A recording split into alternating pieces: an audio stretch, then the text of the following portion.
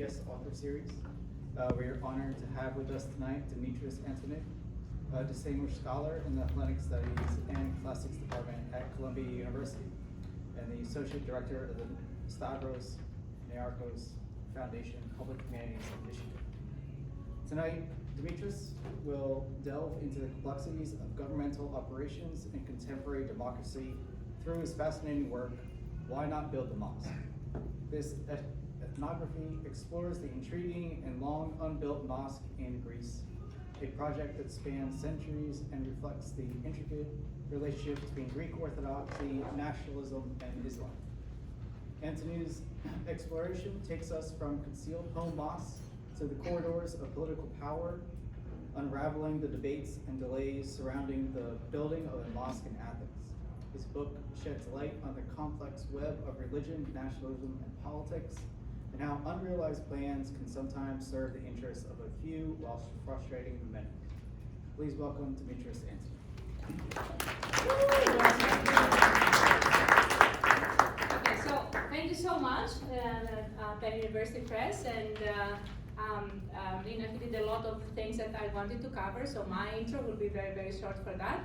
I am Hellenic, and I would like to welcome you all on behalf of the Hellenic University Club. We're very happy for you all to be on this book presentation by Dimitris Antoniou, and you heard the title. No, did you mention the title? The title is Why Not Build the Mosque, Islam, Political Cost, and the Practice of Democracy in Greece. Just kind of two sentences for the Hellenic University Club. It will be celebrating its 90th year this coming year, and it is dedicated to education, Hellenic culture and education in the greater Philadelphia area. In addition to scholarships that are given to the brightest to support their education, the club is also committed to offering educational programs and community engagement. The educational programs very often are on topics that kind of reflect the richness of the Greek world, both historically, starting from ancient times, but also contemporary. And of course, the topic fits very, very well. Again, since it is such an amazing job giving an overview of the book, I'm not going to go into the details of the book, but I would like to just introduce our discussant today, Dr. Kostis Kourelis, who is Professor of Art History at the Franklin Marshall College, and his work explores the architecture and archaeology of the Eastern Mediterranean area, focusing on migration, marginal landscapes, and religious faith. So he's the exact right person to discuss this work, and his perspective will bring a very insightful and powerful lens into the discussion. And for that reason, I will shut up in 1 minute, and I will let them carry on with a very interesting discussion. As I was telling Dr. Antoniou earlier that I actually have started reading the book. I haven't completely finished it, but it is amazingly insightful. And if you haven't read it, I would highly recommend you getting the book and actually reading it all. It's a very, very insightful, very informative book that spans kind of 200 years of history. Okay, so we'll have the discussion, and then of course following their discussion, we will open the floor to questions from the audience, and of course there will be an opportunity of book signing if you want to take the book, or if you have brought your own book. Dr. Antoniou would be more than happy to sign it. So that's it from me. There is cookies, there is coffee. Please feel free to get up in the middle of a conversation. It's a nice, cozy atmosphere, and get some tea, coffee, and cookies. While doing that, please, again, join me in welcoming Dr. Antoniou and Dr. Kourelis. Thank you so much. Well, thank you all very much for coming. And I think when I was writing the book, I could just sort of fantasize about these moments of like sharing this work with friends and feeling comfortable enough and safe enough to try new ideas and be in conversation with a very, very dear colleague, Kostis Kourelis. Thanks so much for taking the time today to join me in conversation. So I think, Kostis, that we can just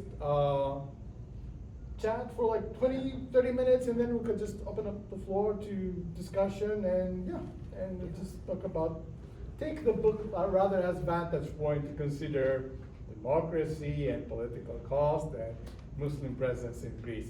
And also, thank you, Eleni, and thank you, Dimitri, and thank you, Hellenic University Club, for providing me with a forum to share this work and make it, and share it with a broader audience, so that I'm deeply grateful. Well, thank you. First of all, let me start by saying this is just an incredible book. If one wants to learn the history of Greece from 1821 to the present, I think one can use this particular lens of not doing something, or the resistance behind not fulfilling a promise that was continuously restated in generation after generation. Before I start, however, I want to say that the book crosses many disciplines. Most notably, we'll probably think of it as a book about political science, about policy, about how to deal with immigrants, how to deal with cultural diversity and religious diversity. But in some fundamental way, it is and it's not. We can think of it as a book about architecture and architectural history, and it is not, although it has much of a kind of conversation about architectural elements. There's drawings. There's this amazing section where Dimitris collected 200 drawings of informants that he interviewed in the Platea and other spaces. What this book fundamentally is, I think, is a book on anthropology. And I want to say it just because it may not be as a familiar field to most. And I want to use, at some point, Dimitris brings up this idea of deep play, a concept that Clifford Geertz came up with when he was studying a cockfight in Bali, and tried to understand how can a cockfight in Bali have so much stake, something so silly, so dumb, like two chickens fighting one another, and how could that be translated as a game of such high stakes that you have to actually translate it into something that is almost ridiculous. Like the idea of not building a stupid building is the most ridiculous cockfight that one could ever have. Like, it's the chicken of global policy, right? So, but if we look at it as a deep play. But anyway, I want to say one thing. So Geertz defines anthropology as follows, and I want us to keep this in mind. Man is an animal suspended in webs of significance he himself has spun. I, Geertz, take culture to be those webs, and the analysis of it to be therefore not an experimental science in search of law, but an interpretive one in search of meaning. So what we have here, I think, is the untangling of multiple threads that make this a fabulous book. Very briefly, it has two main parts. The first part provides the context. It provides the history of the various moments from 1890 until 2020 of not building the mosque, but also all the various laws. I have Law 1851, Law 4213, Law 6244. These are not funny things. These are actually legislation that the Greek government, Law 2833, the last one in 2000, laws that were not executed as a whole sequence of circumstances. Part one also has a deep investigation of what is it like to be a Muslim subject in the 2020s. That means that the Muslim subject of the 2020s is, for example, 60% South Asian, Pakistani, not Turkish. Only 6% is Turkish. He dwells into the spaces of one particular neighborhood in between Monastiraki and Naxogio, one street of 6 blocks, where he does ethnographic field work on 4 mosques, 4 masjids that are basement illegal mosques in the basement. If you don't, the question of why not build the mosque is answered, well, because there is no mosque there. Why is there no mosque there? Because it's illegal to have a mosque, but there are mosques that are illegal mosques in the basements of these working class neighborhoods that operate in the same kind of real estate negotiations as whorehouses. So 6 blocks, 4 mosques, 6 whorehouses, the sort of a situation of the. So anyway, I want to say that another important component of the book is to give us a kind of a lens of life as an immigrant, as a Muslim immigrant in Greece, which I think in some way was the beginning of his, studying with one of the major technologists at Oxford University. His original plan was to really be an ethnographer in a more traditional way, of looking of how people in exile and in migration create meaning. The project rose up to become an ethnography of bureaucracy, an ethnography of politics, an ethnography of the media, which leads us then to the second part of the book, where he answers the question in basically three categories. Why was the mosque not built? Well, there are three explanations. One is that the locals in the neighborhood of Campos didn't want it. So it's one of these NIMBY things that the locals resisted and therefore it never happened. The second explanation it has to do with faith. Well, the Orthodox Church resisted it in all of its interconnections with the state. And the third explanation is political cost, that it just, so each of these three parts does its own interesting ethnography. So it's not ethnography of only the Muslim subjects that are being constructed, but it's ethnography of prime ministers, ethnographies of people of power, ethnographies of newscast figures, of all kinds of people. I'm reminded of a section in the book where he talks about the Tama. The Tama is the story of a promise of a church that was supposed to be done in 1821, that was never built, but it was revived in the Metaxas dictatorships. In the Papadopoulos dictatorship, in the junta. It's mentioned briefly in the book, but it's part of another study from 2015, where the ethnography involved Dimitris finding Papadopoulos' wife, Despina Papadopoulos, interviewing her, and finding Patakos in jail. And anyway, so the scope of this work is just incredible, and I want to frame that. Questions? I have a question. Yeah, please. You'll start with. It's a burning question. Yes, please. I understand everything you explained, and I probably know a little bit about this, but can you please tell us in like 2 sentences what it's all about? Yes, okay. So, back in the late 90s, the then government announced its decision to establish a mosque in the suburb where I was born. It's a suburb that they call Campos. It's a fictitious name. It's not the actual name, but it doesn't make a difference. So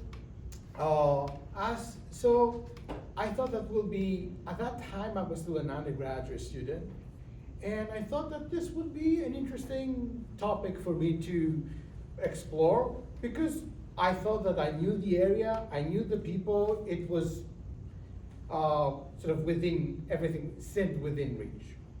And once I embarked on this research, I realized that, of course, the making of a central mosque in Greece has a very, very long story that goes back to the 19th century.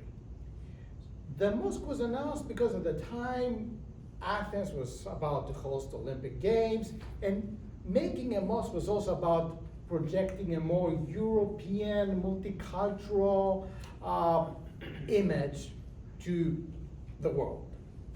But time was going by and nothing concrete was happening. There was legislation, there was a lot of discussion on TV because it was a controversial issue that would feel a lot of airtime, and so it was easy to organize a panel and have a huge fight on air with people who would like share very radically different opinions.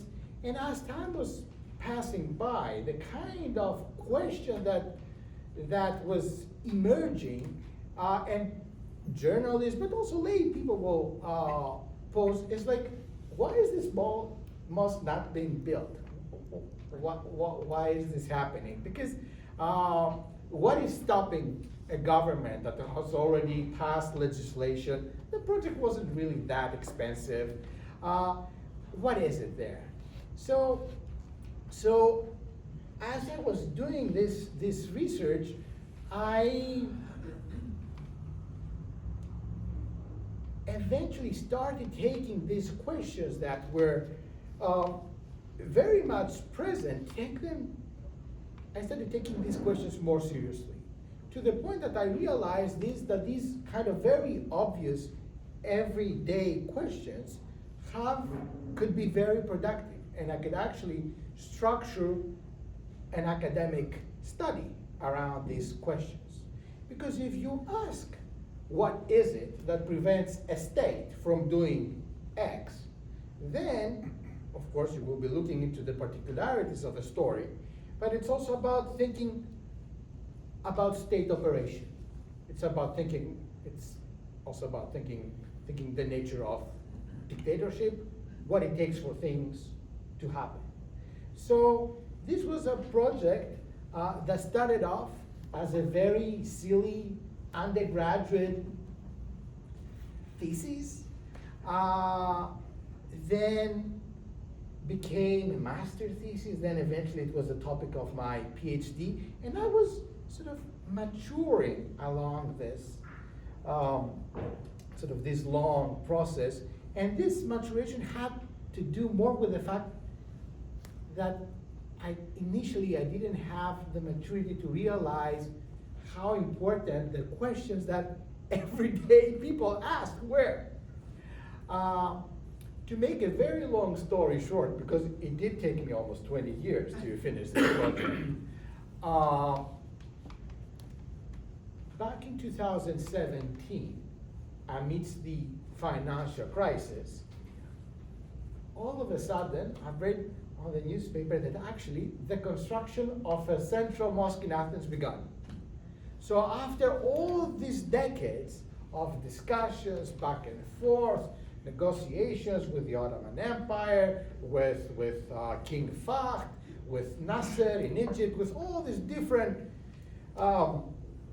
foreign actors, amidst the economic crisis, the Greek government starts actually to build a mosque. It was not the kind of mosque that people had imagined in the different phases of the project, because in its original iteration, it would have looked like a proper mosque. It would have a minaret, it would be attached to a museum, it would be part of a park, it would be connected to a library, it would be connected to a restaurant where people could go and eat Oriental food. But during the crisis, nothing of that happened. But still, what was interesting was that the construction work began. So initially I was like, what does that mean for a project I have been working on for almost 20 years, which was structured around this idea that there's no mosque. And then there is a mosque. But once I sort of took a deep breath, I was like, then that's actually a wonderful development, because now I can ask sort of the reverse the question and think, what is it that allowed a particular government to finally materialize this project, implement this project? What was it? And so the way that I answered, to make a very long story short, this question is that, and this is my argument, that to make something happen in contemporary Greece very much has to do with removing that initiative from the public agenda. If there's no press coverage, if there's limited media attention, then you have better chances of allowing the bureaucracy to do the kind of slow, very boring bureaucratic work that is necessary, that allows the realizations of projects that were unrealized for decades. So this is sort of one of the sort of answers that I give to this question. But I think another interesting part of this is that because of the crisis, all these high-powered politicians were out of power, and they had time, as you say, to talk to a junior scholar. So it meant that the ethnographer, the lack of attention, allowed you a different sort of lens of political power. So what we know during the financial crisis, let's say that a conventional periodization of the financial crisis is that sort of it commenced in 2011. Okay, But what we all know is that people who were dominating the Greek political scene within months had lost these prominent positions. The political landscape had changed drastically, and they were available and they wanted to tell the story. So I could access people that a year ago I couldn't have access because they were prime ministers and ministers for foreign affairs and simply didn't have time to meet with people like me. So that was something that also worked to my benefit. But another point that I'm trying to make in this book has to do with the fact that sometimes we think about projects that haven't realized, and this is, I guess, the history of architecture to a large extent, and we tend to think of these projects as failures. Something went wrong, and X building was never built. But what I realized from this study is that there's also another way of thinking about what seems to be an instance of failure, and to think how productive it could be to make promises about a building that will be built sometime in the future. And this was very much the story of Greek diplomacy dealing with the mosque from the late 19th century up until the late 20th century. Greek politicians, whenever they would meet with like foreign officials and they thought that it was a good thing to say in the context of a discussion about importing oil from Saudi Arabia, is to make that promise and say, by the way, we're planning to build a mosque. And then King Fahd to say, oh, that's incredible, that's very nice, thank you. And the same thing, the same promise will be made time and again. Of course, if the mosque had been built, making that promise would no longer be possible. So there's an element of productivity there. But also, if you think of the actual economies that these discussions created, how much airtime the discussion of a mosque that was supposed to be built in the suburbs of Athens filled. Endless airtime, endless debate, endless polls, endless discussions with politicians. Then you can start of thinking the productivity of this unrealized project also on a different level. And think of how much money polling companies, marketing experts, newscasters, the kind of money that was made, actual money, I'm talking about like a Marxist capital here, simply by discussing something that did not exist. So all I'm trying to say is that sometimes we tend to see these unrealized projects as instances of failure, but there is an economy behind the unrealized. And we can start thinking of all these unrealized projects as outcomes of a particular economy, to think how it makes sense for something not to be built. Okay, so this is. Yeah. I think the other thing interesting is at the same time, because you've done this incredible archival work as well, and maybe we can go make a very quick kind of overview of the moments that you refer to. In each one of the moments where a mosque was about to be built but wasn't built, we have a pretty good idea of what that mosque would have looked like. Mm-hmm. So not having it does not in any way change our architectural story, right? So for example, let me very sketch it out really quickly. So in 1854, we have this huge Muslim population in Greece, and they all die because of a bit of a plague that's probably brought by the French. Yeah. You need to have somewhere to bury them, right? So in 1854, we have a Muslim cemetery in Piraeus. To this day, there is a Turkish cemetery in Piraeus that you could visit, Which is if you get permission from the Turkish embassy, because officially speaking, this is Turkish territory. But you can look at it Piraeus. from the outside, Yeah. and it's not very far from where the Asia Minor refugee neighborhoods in Yeah. Piraeus were. So Yeah, it's yeah. like these kind of. Then in some way after sort of the well, I won't give you all the examples, but let's say 1931, Greece starts a bureau of tourism. So how are you going to have Muslim tourists coming to Greece and they'll have nowhere to pray? So it became a kind of a touristic agenda, right? So let's get a large number of Egyptian tourists are bringing money in. And if I may sort of interrupt you, because some of you might be familiar with Loutraki as a destination where to this day you can go and enjoy the hot springs or play at the casino.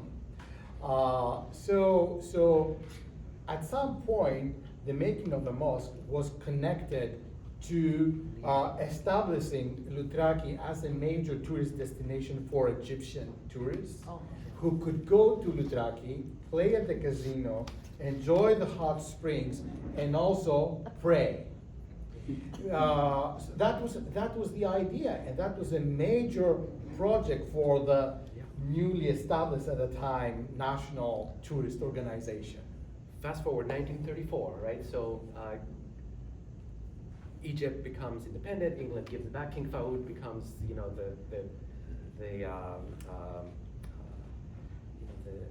the king previous.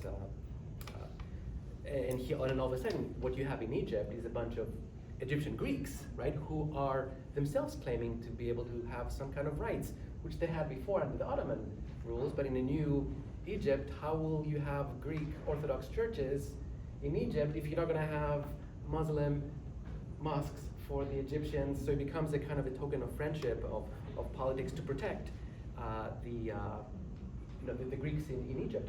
And then at that point, right, so then you might say, well, what would that mosque look like if we built one in 1934? Well, it would look like the Grand Mosque in Paris, or it would look like the English mosque in Regent's Park. Once again, the thing that's an embarrassment is like if London can have a mosque, if Paris can have a mosque, no problem there. Why can't Greece? But anyway, then we can fast forward, as you said, to Constantine Karamanlis returning from Paris in '76, having been to the Grand Mosque of Paris and courting all these Saudi investors about it's the oil prices. It's like how can you have someone come visit you at that high level of royalty and not have a place to worship? In that context, I think the proposal is to turn the fatihye in the agora, in the Roman agora, and any of you that have turned that into a gift to. In fact, it was. I think as you document really well, it was opened. It was restored for that purpose. It was opened temporarily for. Am I getting the chronology right? For Ibn Saud to come. Right. It was supposed to be a wedding present to him, right? So once again, and who does negotiate that? The Greek oil companies like the Niarchos or the Onassis, who are transporting the oil from Saudi Arabia to Baltimore and Philadelphia, right? So they are becoming the ones that are facilitating the conversation in the 70s. And finally, in 2000, we have the Olympics, 2004. How embarrassing! The whole world is coming here, but if you happen to be Muslim, you just have to run track and field. You can't do anything else. You can't do anything spiritual. You can't do. I was going to ask you more particular about your vision of some of these buildings in the past, but I'm going to move forward because I think we are. We have more ground to cover. I was going to ask you, like, if you had a favorite, if I have all these moments, these like 6, 7 moments, if you could sit back and turn the clock, which would be your favorite mosque that would have been built? Of course, it would mean that you couldn't write your book, but which one would be the one that you'd enjoy most from a very aesthetic, perhaps, point of view? The Orientalist 1920s, the Saudi restoration of a correct Ottoman mosque that has. Do you have a preference? Or you don't have to. I mean, certainly not what he calls the bunker mosque that was built in Botanicos. Yes, I mean, that's which is clearly what we not. have It's what we nowadays. have. I mean, literally, you cannot. It has no. You cannot see a dome because it was not. It was forbidden to have evidence of anything that looks like a dome. So it looks like a warehouse, right? Yeah. No minarets. No. So I'm sure that's not the one, right? That's definitely not the one. But there is a mosque. Yes. There is a mosque. Since when? There is a 2020. mosque since it was it became operational during the pandemic. So it was like 2021. Construction began in late 2017, and now there's a mosque in Botanicos. if you visit that area, you might be standing right in front of the mosque and you wouldn't be able to realize that it's a mosque because it's like in a former naval base and it's sort of, there's a big gate. It doesn't look anything, but And people go there? some worship? people, some people do, yeah. Some people do, but what we need to keep in mind is that in Athens, there are many Muslim places of worship. And these places are organically linked to the communities that they serve.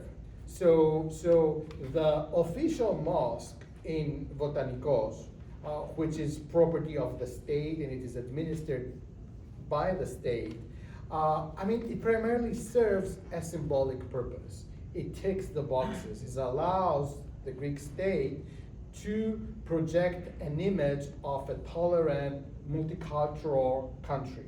But when it comes to serving the actual needs of the people who do pray, then it is about smaller neighborhood Muslim places of worship that have been established in the last 30, 40 years, and now the state is in the process of legalizing them. Okay, Dimitri, after so many years of studying this case, what is your understanding of the root reasons that this mosque was not properly built? Well, why it was not? because it made more sense for various reasons not to build the mosque. What are these various reasons? The various reasons are diplomatic, being able to promise a mosque but not actually building the mosque. Is this a reason not to build it? Yes. Because if there is a mosque, you can always promise that you will build one in the future. And in the context of diplomatic negotiations, that makes sense. So Let's also, let's add into this picture the Greek Orthodox Church, right? So as soon as you build it, you would have like orthodoxy, like the Greek Orthodox Church was one of the one of the players, but it was never supportive of it. the Orthodox Church had always played an ambivalent role. So it is very difficult to say that the Greek Church has always been against this project, because this is not a doctrinal issue. It was always, I propose that we also think of the Greek Orthodox Church as a primarily political organization that thinks about public opinion, negotiates with the state, and as part of these continuous negotiations between the church and the state, allowing the building or supporting the building of a mosque was something that the church has traditionally used as leverage. And there are many examples for that. So for instance, the late Archbishop Christodoulos would say, we might agree, endorse the initiative as long as the state provides funding for the establishment of a new cathedral, which is something that the Greek Church has been longing for a long time. Or the same Archbishop used the project in order to secure substantial funding from the Ministry for Foreign Affairs for the NGO that the church had established at the time and then was closed down because of corruption.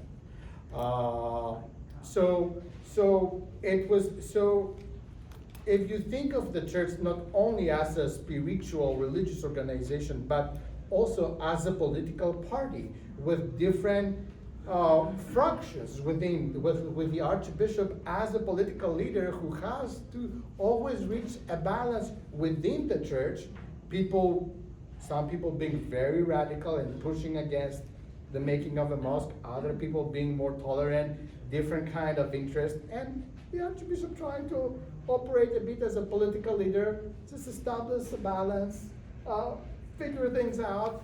Then we can start to understand how that particular project was used traditionally as a leverage for the church in its negotiations with the state for various. Okay, so different- this is your conclusion. My conclusion is when it comes to answering the question, why was the mosque not built? Yes. Is because I think that it made sense in different contexts not to build the mosque. As I said, the sort of diplomatic history is one way to think of the productivity of the unrealized in a more contemporary setting where the understanding of politics has to take place at the intersection of politics, the media landscape, polling, the kind of technologies that shape decision making. Discussing a project that did not exist was also something that made a lot of sense for media outlets, for polling companies, for marketing experts, so it generated an economy that prevented the making of a mosque. And when the media landscape was completely restructured together with the political landscape during the financial crisis and then COVID, making a mosque in Athens lost its significance as a news item. It was no longer an item that was capable that was deemed relevant. There were other larger issues, the situation of the economy, COVID, the bonds, bankruptcy, and all this. So in that media context, the discussion of a mosque that did not exist didn't make much sense. And the fact that it disappeared from the media agenda, I believe, was something that allowed for that mosque to finally be built.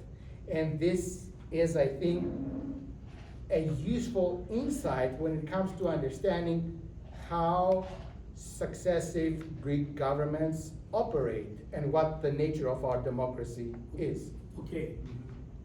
In your analysis, have you ever considered the experience of the Greeks in relationship to Islam? Yeah.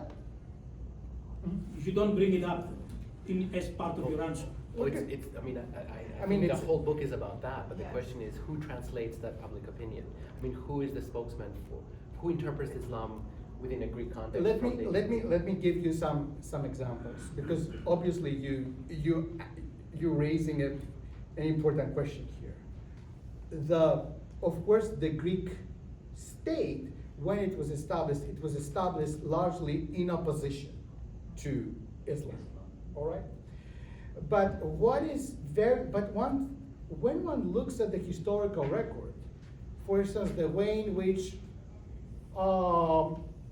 MPs discussed the making of a mosque in Athens in 1890s, Trikoupis, for example, you will be surprised with how open everyone was across the political spectrum with the establishment of a mosque in Piraeus at the time.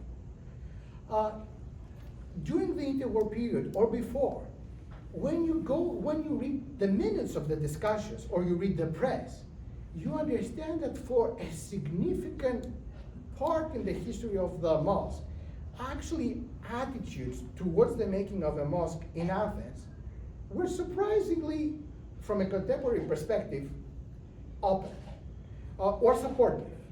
It was not the kind of issue that it became during the 1990s. But to give you, because Kostis said that I am an anthropologist and I work with people, sometimes those of us who are in academia tend to think that people follow the news. People are interested in the kind of stories we think that dominate the public realm. And what I discovered during my research is this significant part of, I wouldn't say Greek society, but a significant part of the people I was working with that couldn't care less about this topic. It was not an issue for them. Olympiacos was an issue. Ike was an issue. Like their favorite TV show was an issue, but not that. So, whereas, of course, it is important to take into consideration this cultural context, and I fully agree with you. At the same time, it is important, I believe, to make space for this realization that there are many people who are not interested, are not knowledgeable of that history, they're not interested in that history, and they don't follow the news, as I understand. Yeah, if I intervene, so I think the one way to answer the question is that over the course of 190 years, like the changes, that your question would be answered differently. And I think it's answered with archival research and along the way. But for the 20 years that are kind of the focus of the book, Dimitris has done the most reflective, the most documentary census of exactly what did the Greeks feel about it. And I may want to now turn to the maybe the second part of the book, where you're using visual ethnography in some way. So one of the things that seems quite radical, and I don't think anyone's really done before, is to interview people in the Platia, Greeks, politicians, and ask them to visualize, to draw an image of what they think that mosque that is proposed would look like. And I think that's something I would like you to ask you to perhaps address. Number one is, how do you go from being an ethnographer, and by the way, one of the greatest things about this book is that not only that it gives you the lens of the honest lens of what is being said, with an incredible sense of humor that's translated, but I think I also want to commend you that one of the skills of an ethnographer is actually to give the voice to those people in a way that is not, you're just not reading a transcript, but you're allowing their voice to be spoken through the creative way by which you have represented that voice. So I think that's one of the skills of a great anthropologist, which is not only to do the field work, but to communicate in a way that you get you find yourself at that Cafe Neon at that point, and you get it. But the thing that's even more radical is to have these drawings, and I'd be curious to see how you went from getting stories and opinions into this visualization that often leads you into psychoanalysis. One of the last drawings is a phallus, right? So you have to somehow talk about sex, and or some of them have the speakers in the minaret, right? So that gets into. So in terms of your own kind of growth, how did you turn into the visual? So let me provide a bit more context. So in the early 2000s, as I said, the plan was to establish a mosque, to build a mosque in that little town where I was born. So a part of my fieldwork research took place there. And I asked the people of the area where supposedly the mosque was to be built, and in the news were described as these locals who are like furiously opposing the making of a mosque, to ask what they think about this whole project. And since at that point a mosque did not exist, and it was an issue of, it was more or less an imaginary endeavor, and imagination involves the study of images, I thought it would be fun, because to start these conversations by inviting people to draw a mosque, because I didn't, and I do not think that it is easy to correlate one's stance for or against a project to the way in which a certain person draws a mosque. But it was a fun thing to do, and people were excited to do it because it looked new, it looked fun, it looked interesting. It was a good starting point for a discussion. During that discussion, of course, what surprised me was that there were many people who actually couldn't even imagine a mosque, the architecture of a mosque, something that I thought was, I would take it as a given. But there were many people who couldn't imagine, who couldn't visualize a structure, even in an elementary form, that we have like this sort of basic architectural features, like a dome and a minaret. And there were many. And during so that was sort of something that it was a technique to generate a discussion, and it was a fun thing to do, a fun activity, and it was also something that architects do a lot in community-based projects. When they invite members of the community, something that we see a lot, that has happened in the past a lot here in Philadelphia, to, as part of bigger development projects, to design, to think, to imagine the recreation of a particular area. I was going to say that John, kind of in response to a couple of questions, while I was reading this, Dimitri gave me a copy of it, I was laughing like crazy because it was the issue of the building of the stadium, the 76ers home in Chinatown area.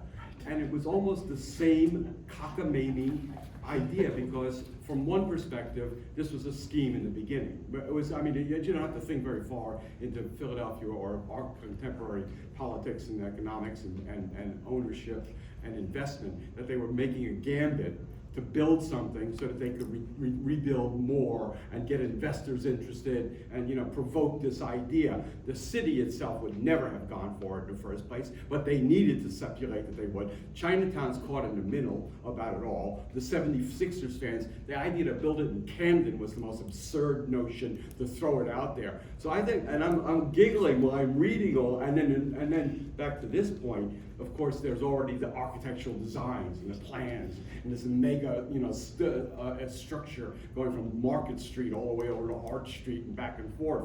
That then incites the public. Who knows? I don't think I talked to anybody. There used to be guys in the neighborhood down there that would come around with a clipboard and say, "What's your attitude, on the Sixers going downtown?" And I say, "Hey, man, are you kidding me?" And they go, they were just collecting it for, but it's exactly this idea that it's like a negative, a negative dialectic between the idea of this, let's not do this, and therefore all these parties get to have their say, and the media has its own feast day, let alone all the marketing people and all this other crap that was going on. But Arthur, if we think of this as an interesting case study, and then we can ask questions like, okay, at some point there was an announcement that a stadium will be built. And then eventually a stadium was not built. What happened in between? Because if you can figure out what happened in between, then you get a sense of government operation, and then you can start asking larger questions which have to do with the nature of our democracy. And these more specific questions could be like, how does one makes that shift in opinion and say, actually now we should back down. We shouldn't do it. It doesn't make any sense for us. Is it through polling? Is it because there's a lot of negative media coverage? Is it because some financial interest has announced that actually they don't find the project useful, productive anymore? But this is yet another example of an imaginary site that could be very useful in terms of helping us understanding how the people who make decisions start to think about the content of public opinion and how public opinion becomes numbers and how these numbers make sense or don't make sense. Because there are all these technologies that translate public sentiment into numbers, into graphs, and it is on these sort of numbers that usually decision makers will sort of act upon. And I think this is one of the most, one of the best, probably the most profound, intellectually, I think, contributions of the book is that chapter 6, where you rise from the ethnography of the Muslim population, ethnography of Greek nationalism, ethnography of the church, and it becomes an ethnography of the state. And I think you have a very, very resolute sense. One gets the sense of a clear understanding that of this notion of the political cost, which is one of the three categories. The word political cost, as you argued, doesn't exist before 1990. It emerges to become the dominant coefficient in political decision making the moment that Greek television gets privatized, the moment that there is a kind of the 8 o'clock news, as you analyze, and you interview the makers of the news, the polling companies, is that the economic metaphor of cost-benefit analysis, as opposed to principled decision making, infiltrates into the political conversation of Greece, and it all gets framed into the 8-box parathirakia that ultimately is what you were saying, the underpinning of government, which is profound, I think, for us to get understanding. Okay, this is our country. Like what Greece is chapter 6, regardless of whether it's a mosque or whether it's educational reform or whether it is a whole host of issues, and that is a kind of a profound articulation of the anthropology of the web, of the constructed, completely artificial web that has more to do with an economic metaphor than it does with politics. So, yeah, but there was a question. I just wanted to make a suggestion, and I'll tell you why. Because the thing that I really appreciated, and I didn't get to your conclusions, but I did get to the setting up of the book. I also thought initially, like I think you did, that okay, this will be something about the identity, right? You know, is it that Greeks don't see some kind of a loss of identity if you build a mosque, or something really at that level of grandness, right? That is so important, right? Because it could challenge like the Greek identity. And what I really appreciated in your book was, and that would be my suggestion for you right now, is to really see the history of this issue, right? And which made me realize, because I think the importance is in the historical details. I mean, because getting the historical details over 2 centuries, right, gives you a sense that this is not a single question with a single answer, right? But depending on the historical period, it gets a different meaning. So for me, it was very informative. I did not know, because I was in Greece when there was the debate. So I always thought I had one view of the debate, which was all political, right? We tried to give some meaning to the building of the mosque from one political party and a different meaning, and then making people decide between those 2 meanings rather than the actual building, right? But then when you mentioned, which I didn't know, like in the Trikoupis time, right? Like 1800s means that Greece was not what it is today, right? So Thessalia was not Greek in 1830, you know. I don't know if Locarnonia was Greek in 1830. So we're talking about a period that, as you said, building a mosque in Athens, nobody had any objection to that, right? I mean, it was I think for me, these kind of milestones, the historical milestones, and what it means, because what it meant to build a mosque in 1830, the historical context was so different from the historical context that I got familiar with the question, that really going through these details, they actually, you know, and think of it, Trikoupis, 1830, you know, it was just a few years after 1821, you know, where was Greece then?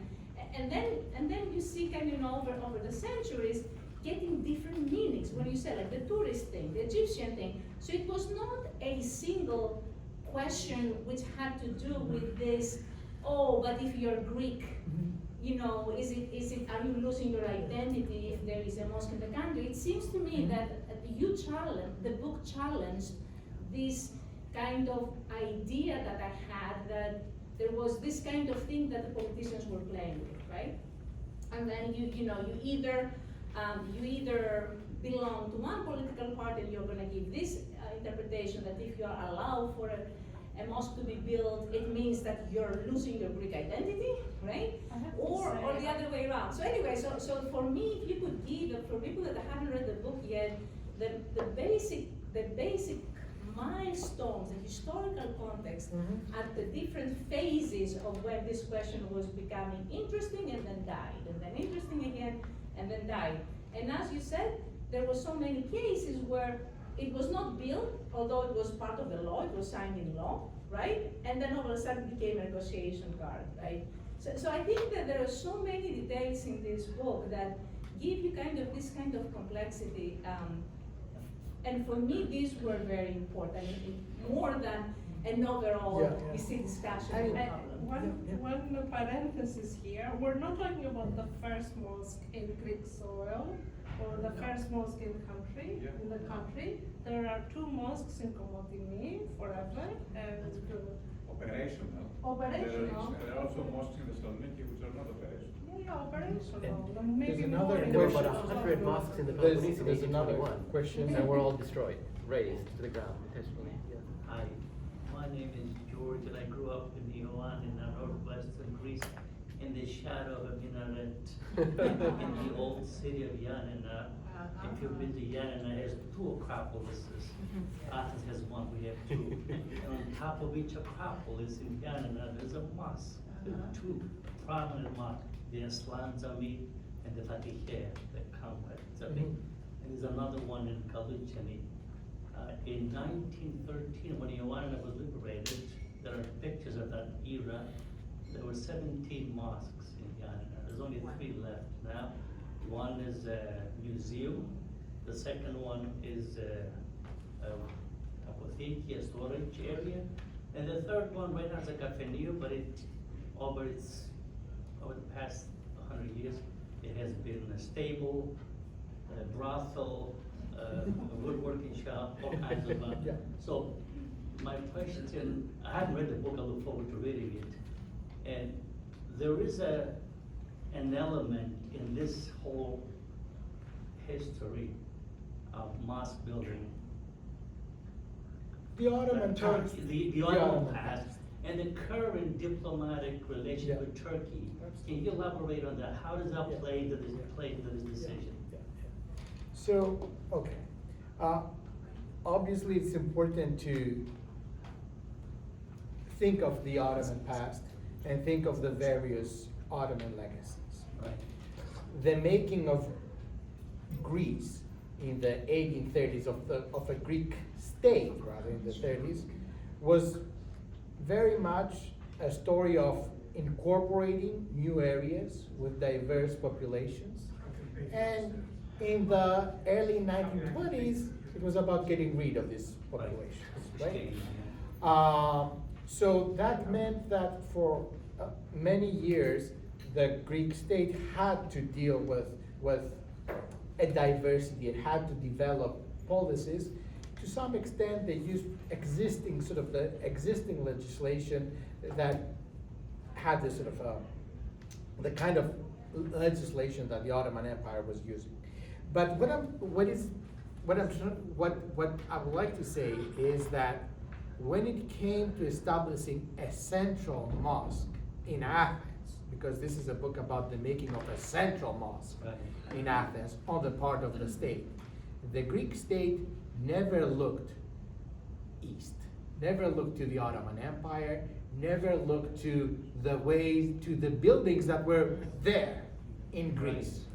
Because it was about, even in that context, it was about becoming more European, more Western.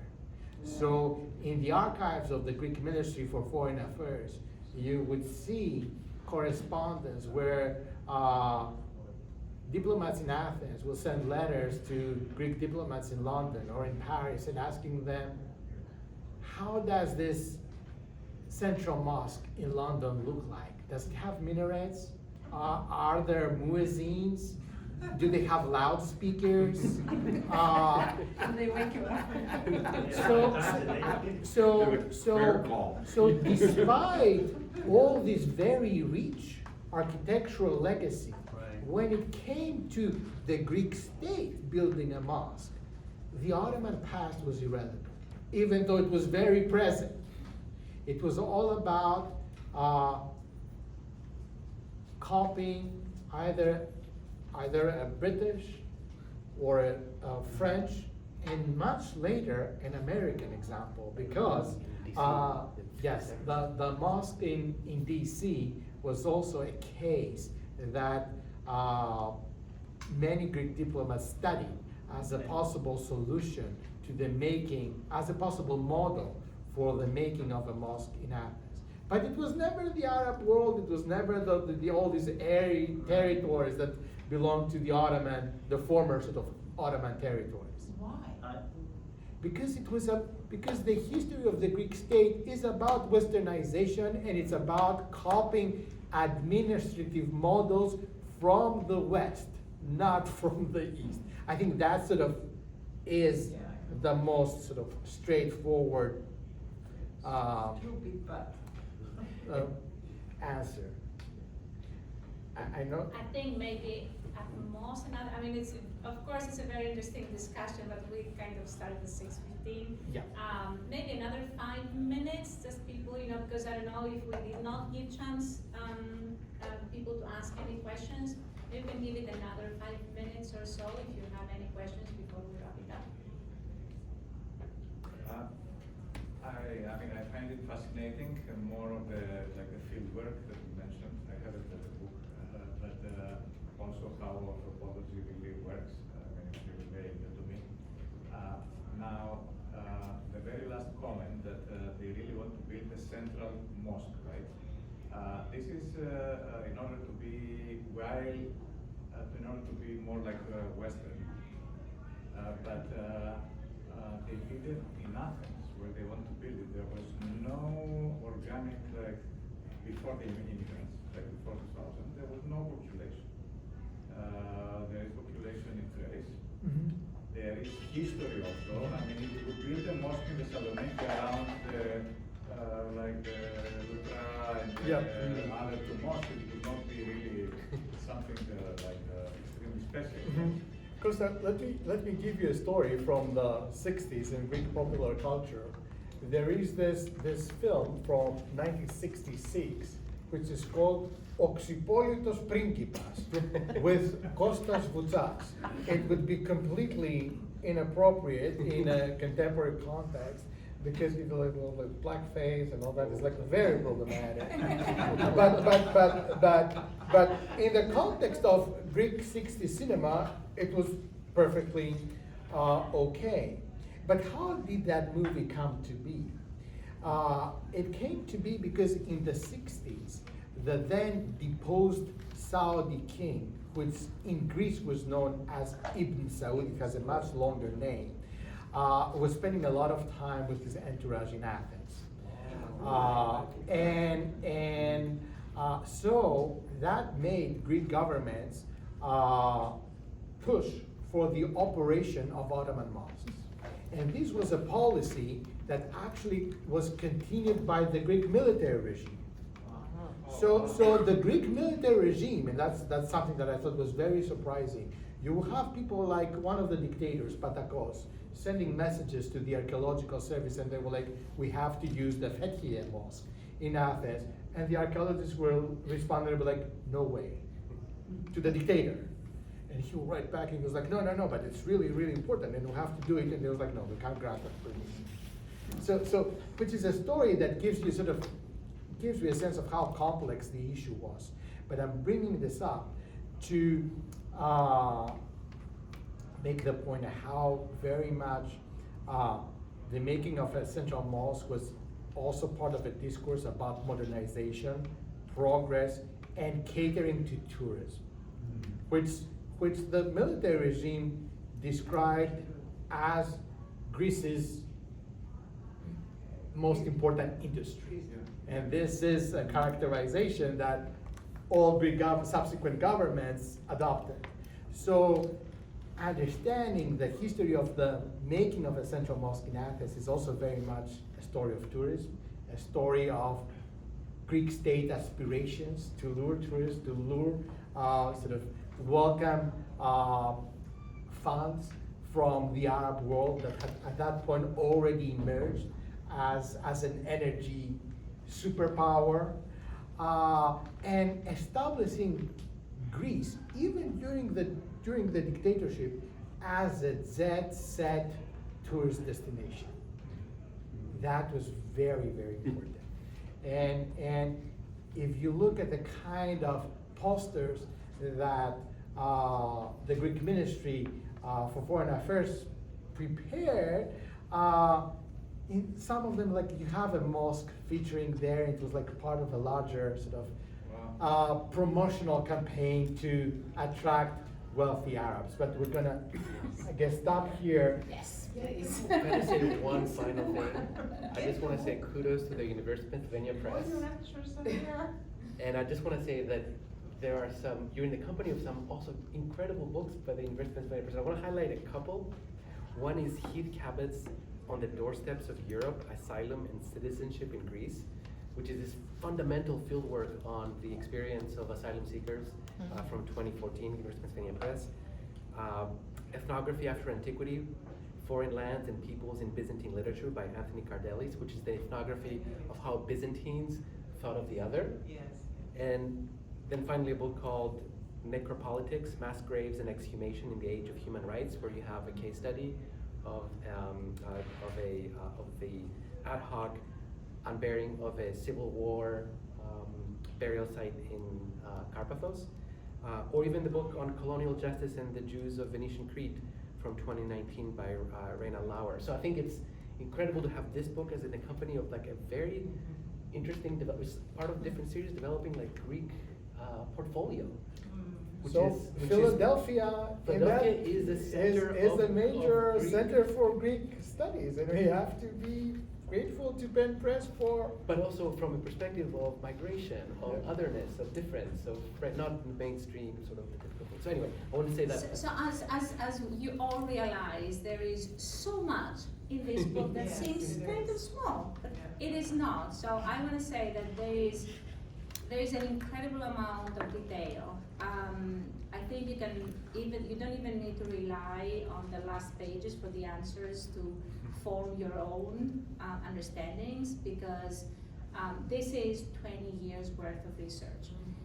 It does contain, as I said, the thing that I love a lot of factual historical information in combination. So there is that. And there is all the interviews, like the real people talking. So you have that as well.